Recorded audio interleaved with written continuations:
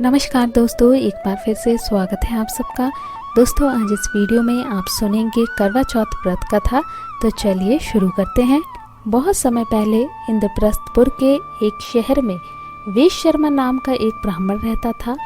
वेश शर्मा का विवाह लीलावती से हुआ था, जिससे उसके 7 महान पुत्र और वीरावती नाम की एक गुणवान पुत्री हुई। क्योंकि 7 भाइयों की वह केवल अकेली बहन थी, जिसके कारण वह अपने माता पिता के साथ ही साथ अपने भाइयों की भी लाडली थी।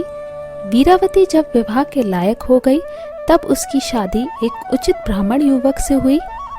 शादी के बाद वीरावती जब अपने माता पिता के यहाँ थी, तब उसने अपनी भाभियों के साथ पति की लंबी आयु के लिए करवा चौथ का व्रत रखा।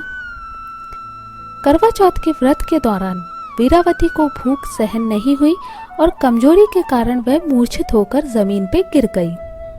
दोस्तों, सभी भाइयों से उनकी प्यारी बहन की दयनीय स्थिति सहन नहीं हो पा रही थी और वे ये भी जानते थे कि वीरावती, जो कि एक पतिव्रता नारी है, चंद्रमा के दर्शन किए बिना भोजन ग्रहण नहीं करेगी, चाहे उसके लिए उसके प्राण ही क्यों ना निकल जाए। तब जाकर दोस्तों सभी भाइयों ने मिलकर एक योजना बनाई, जिससे उनकी बहन भोजन ग्रहण कर ले। उनमें से एक भाई कुछ दूर वट के वृक्ष पर हाथ में छलनी और दीपक लेकर चढ़ गया। जब वीरावती मूर्छित अवस्था से जागी, तो उसके बाकी भाइयों ने उससे कहा कि चंद्रोदय हो गया है और उसे छत पर चंद्रमा के दर्शन कराने के लिए ले गए। वीरावती ने भी कुछ दूर वट के वृक्ष पर छलनी के पीछे दीपक को देख विश्वास कर लिया कि चंद्रमा वृक्ष के पीछे निकल आया है। अपनी भूख और प्यास से व्याकुल वीरावती ने शीघ्र ही दीपक को चंद्रमा समझ अर्घ अर्पण करके व्रत को तोड़ दिया। व्रत तोड़ने के बाद में वीरावती ने जब भोजन करना आरंभ किया, तो उसे अशुभ फल मिलने लगे।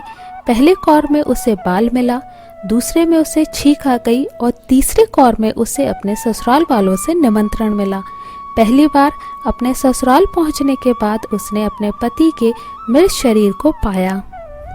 दोस्तों, अपने पति के मृत शरीर को देखकर वीरावती रोने लगी और करवा चौथ के व्रत के दौरान अपनी किसी भूल के लिए वह खुद को दोषी ठहराने लगी। वह विलाप करने लगी। उसका विलाप सुनकर देवी इंद्राणी, जो कि इंद्र देवता की पत्नी है, वीरावती को सांत्वना देने के लिए पहुंची।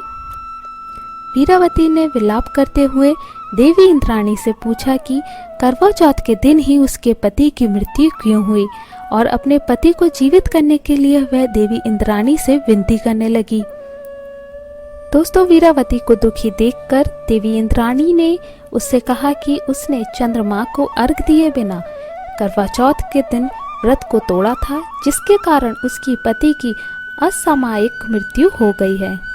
इसके बाद देवी इंद्राणी ने वीरावती को करवा चौथ के व्रत के साथ साथ पूरे साल में हर माह के चौथ के व्रत को करने की सलाह दी और उसे आश्वस्त किया कि ऐसा करने से उसका पति जीवित लौट आएगा।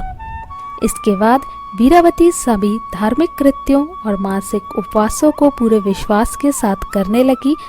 अंत में उन सभी व्रतों से मिले पुण्य के कारण वीरावती को उसका पति पुनः प्राप्त हो गया। तो मैं आशा करती हूँ दोस्तों, आपको आज की करवा चौथ व्रत कथा अच्छी लगी होगी, पसंद आई होगी। अगर पसंद आई हो तो इस वीडियो को ज़्यादा से ज़्यादा लोगों के साथ शेयर करिए। मेरे चैनल को सब्सक्राइब करिए, वो भी बेल आइकन के साथ में। धन्यवाद।